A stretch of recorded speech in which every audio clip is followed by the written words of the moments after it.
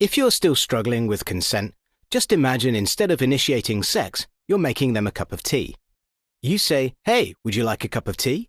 And they go, "Oh my God, I would love a cup of tea, thank you." Then you know they want a cup of tea. If you say, "Hey, would you like a cup of tea?" And they're like, I'm not really sure. Then you can make them a cup of tea, or not, but be aware that they might not drink it. And if they don't drink it, then, and this is the important bit, don't make them drink it. Just because you made it doesn't mean you're entitled to watch them drink it. And if they say, "No thank you," then don't make them tea. At all. Just don't make them tea.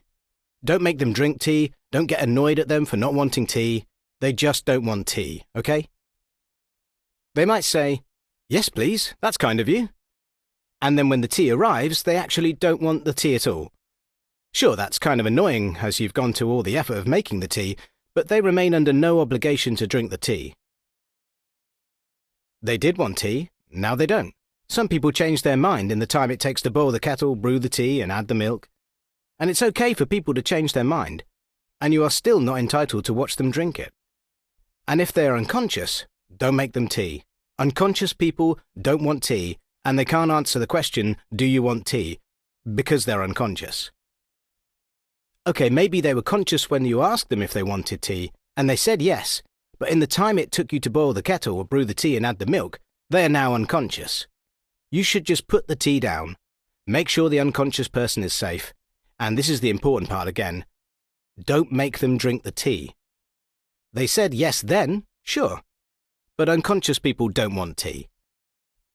If someone said yes to tea, started drinking it, and then passed out before they'd finished it, don't keep on pouring it down their throat. Take the tea away. Make sure they are safe, because unconscious people don't want tea. Trust me on this. If someone said yes to tea around your house last Saturday, that doesn't mean they want you to make them tea all the time. They don't want you to come around to their place unexpectedly and make them tea and force them to drink it, going, "But you wanted tea last week," or to wake up to find you pouring tea down their throat going, "But you wanted tea last night."